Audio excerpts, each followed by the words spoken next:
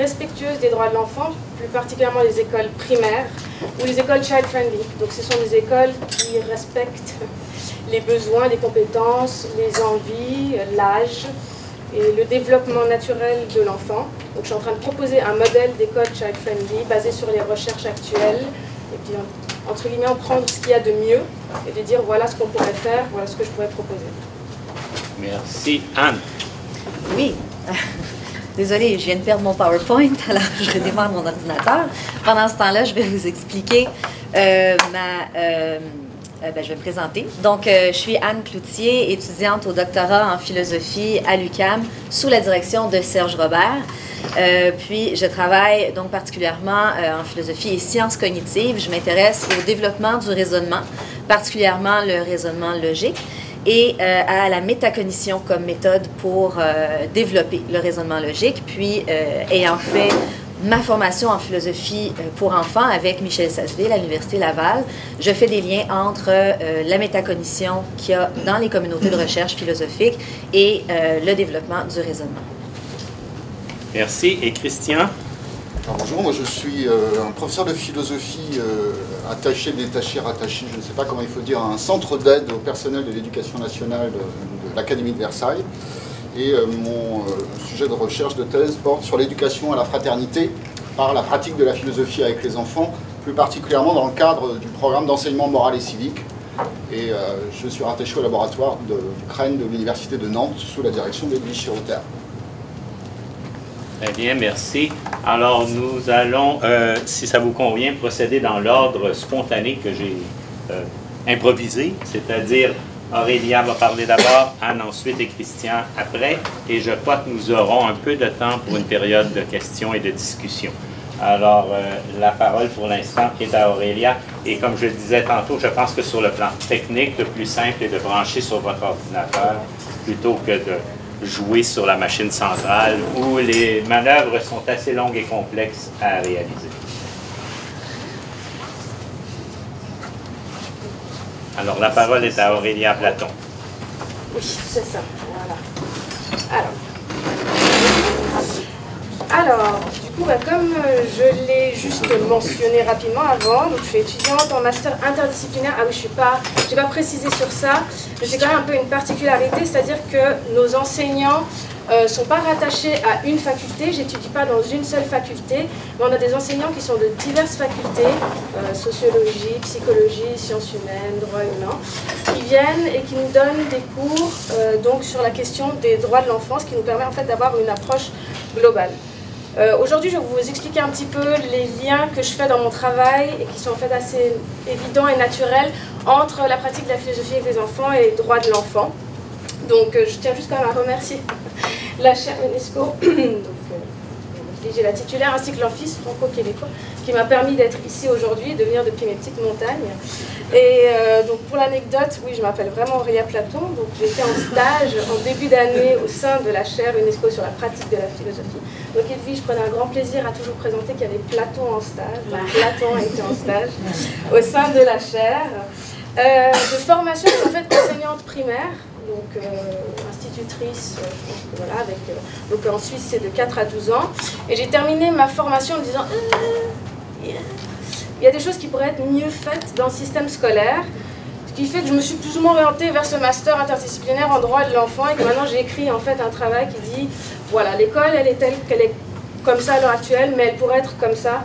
Voilà ce que nous montrent les recherches, voilà ce qu'on pourrait faire et proposer un modèle concret. Je ne vais pas vous le présenter aujourd'hui, je serais ravie d'en discuter plus longuement avec vous plus tard, à la pause, ce soir. Mais je vais quand même axer la présentation sur droit de l'enfant et philosophie avec les enfants. Évidemment, ce qui prend une grande partie aussi dans mon travail. Je ne vais pas redire ce qu'a déjà dit Edwige, ça rejoint un petit peu l'idée que la philosophie avec les enfants devrait être pensée comme oui, enfin, la valeur même sous-jacente en fait, qui traverse l'école primaire. Mais je vais expliquer un petit peu les liens entre droit de l'enfant et philo de manière plus globale. Alors comme je vous l'ai déjà expliqué, donc, mon master c'est interdisciplinaire, ce qui nous permet d'avoir cette approche globale. On peut traiter la thématique des enfants à l'école, de même que les enfants en situation de guerre, en ayant derrière nous des compétences et des connaissances que ce soit en psychologie, en sociologie, en droit humain, en droit pénal, en droit civil, en interdisciplinarité, ce qui est un petit peu... Voilà, et qui est basée sur la Convention relative aux droits de l'enfant. Alors, à titre indicatif, qui a déjà entendu parler de cette convention? Si vous pouvez lever la main. Ah ouais, c'est parfait. Ben, j'ai fini ma présentation. Non mais c'est extraordinaire, c'est très bien. C'est pas le cas partout, malheureusement. Donc je vais demander à ceux qui ont levé la main de citer quelques articles après, soyez prêts. Donc les conventions, en fait, considèrent l'enfant comme un sujet de droit. Ce qui fait qu'on change de paradigme par rapport à l'enfant et à sa place dans la société. Il n'est plus un objet de droit, un être qu'on doit absolument protéger et qui est en fait le sujet de mesures de protection. Il n'est pas sujet de ses droits comme on pouvait le considérer avant. Et avec la Convention, on le considère comme un être présent, capable, compétent et qui peut finalement s'octroyer ses droits et les mettre en place dans la société. Donc, oui, la spécialisation sur les questions, voilà, c'est ce que je fais, mais je ne vais pas trop en parler maintenant, mais à nouveau, je suis très contente et ouverte d'en parler avec vous par la suite. Donc, à titre indicatif, quand même, quelques précisions sur la Convention relative aux droits de l'enfant. Donc, elle a été adoptée donc, par l'ONU en 1989, elle comporte 54 articles et 3 protocoles facultatifs, une quarantaine de droits en fait qui sont dédiés aux enfants. Il y en a qui sont plus de l'ordre de la protection, malgré tout. Il y en a qui sont plus de l'ordre de la prestation. Et attention, il y en a qui sont de l'ordre de la participation. On garde ça dans un coin de sa tête parce que ce sera important pour la suite. Il faut savoir que tous les pays du monde ont ratifié cette convention. Et il y a uniquement un pays qui est signataire, c'est-à-dire qu'il l'a signée, mais il se laisse la liberté de ne pas appliquer. C'est les États-Unis. Donc ça veut dire que la France, la Suisse et le Canada, donc là, le Québec, ont ratifié cette convention. Donc, dans la théorie, cela voudrait dire que cette convention est juridiquement contraignante. Ça voudrait dire que l'État doit appliquer ce qui est mentionné dans la convention. Les droits qui sont mentionnés, certains sont plus précis que d'autres, certains sont plus faciles à appliquer que d'autres, devraient être appliqués dans l'État qui a ratifié la convention. Évidemment, elle n'est pas juridiquement contraignante, c'est-à-dire qu'il n'y a pas un tribunal qui va venir contrôler si la convention est appliquée ou non, mais il y a un organisme extérieur qui est le Comité des droits de l'enfant, devant lequel en fait, les pays doivent se présenter de manière régulière et présenter un rapport par rapport à si ils sont en train de mettre en place ce qu'ils ont promis de mettre en place. En fait. Pardon. Donc, c'est là que vous intéressent les droits participatifs.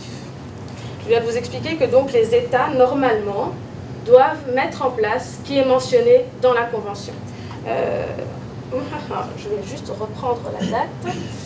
Ah oui, donc pour le Canada et donc le Québec, elle avait été ratifiée en 1991, elle est entrée en vigueur en 1992, donc ça fait un petit moment. En France, c'était en 1990, et en Suisse, on était un petit peu en retard. C'était en 1997. Donc, ce qui veut dire que dès ce moment-là, il aurait fallu trouver des moyens pour mettre en place certains de ces droits, dont ces droits-là. Donc, je vais quand même vous les lire. Donc, l'article 12 mentionne que les États parties garantissent à l'enfant qui est capable de discernement le droit d'exprimer librement son opinion sur toute question l'intéressant, les opinions de l'enfant étant dûment prises en considération eu égard à son âge, à son degré de maturité. L'article 13, l'enfant a le droit à la liberté d'expression. Ce doit comprendre la liberté de rechercher, de recevoir et de répandre des informations et des idées de toute espèce, sans considération de frontières, sous une forme orale, écrite, imprimée ou artistique, ou par tout autre moyen du choix de l'enfant.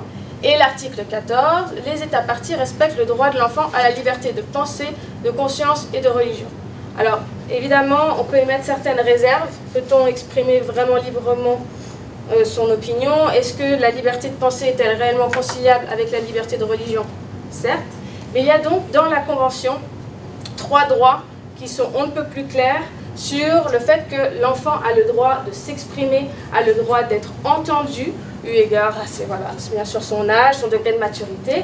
C'est ce on va adapter aussi quand on pratique la philosophie avec les enfants, on va adapter probablement les questions, d'autant plus si elles émanent d'eux, elles seront adaptées à leur âge et leurs intérêts du moment. Mais une manière en fait toute simple finalement d'opérationnaliser ces droits, de les mettre en place, c'est la philosophie avec les enfants.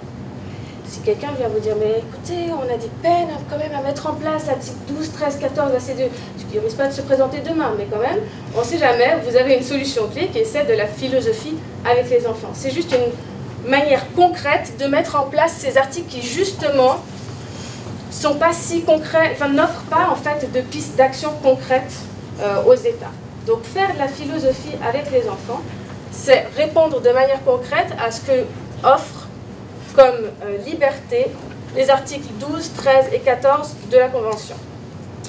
Alors, ce sont donc ces fameux droits participatifs qui, comme je dis,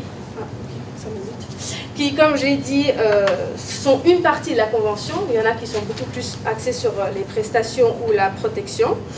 Et il faut quand même penser que si on permet aux enfants d'avoir une réflexion dans le cadre de l'école scolaire, il faudrait se dire aussi qu'ils devraient avoir une réflexion sur cette même convention et sur les droits qui leur sont accordés. Dans un principe, j'ai mis des mots un petit peu scientifiques. Il faut se dire que pour eux, c'est aussi important, si on présente le fait qu'ils ont des droits, qu'ils soient à même de réfléchir sur ces droits. Parce que le fait de rédiger une convention, ça place les enfants dans un carcan identitaire finalement. Il est vraiment très bien développé. Ça leur donne beaucoup de droits et beaucoup de prestations. Mais il faut dire que, par exemple, pour l'enfant au travail, on peut y mettre certaines réserves par rapport à ce qui est écrit dans la Convention. On va mettre l'accent sur l'éducation alors qu'on sait que l'enfant au travail, ça peut aussi être une question importante dans certaines régions du monde.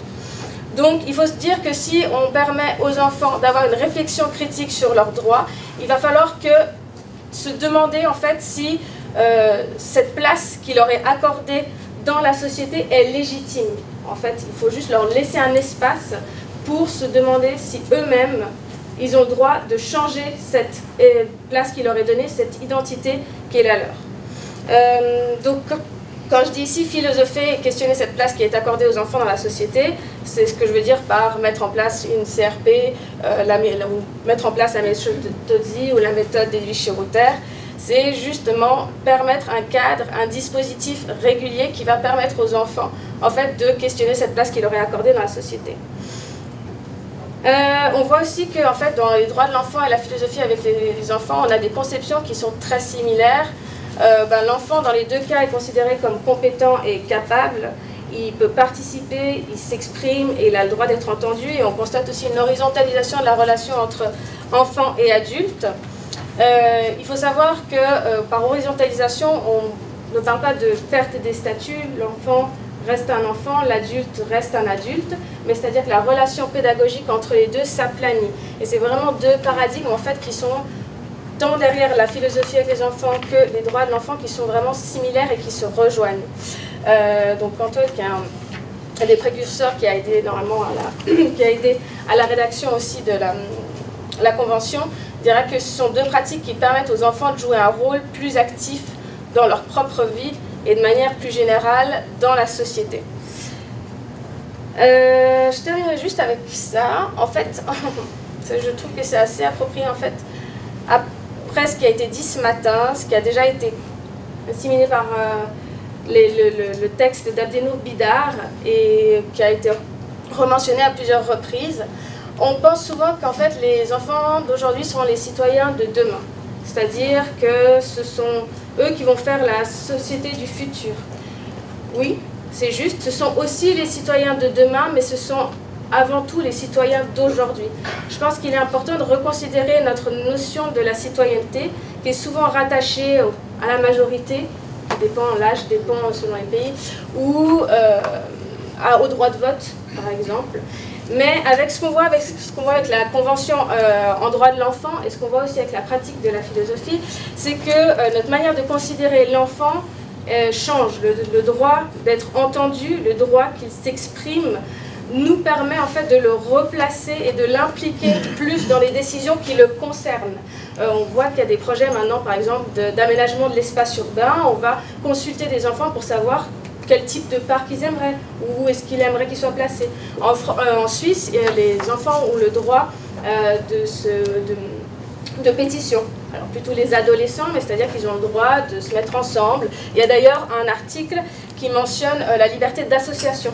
Ça veut dire qu'ils ont le droit de se mettre ensemble, même de manifester s'ils voudraient.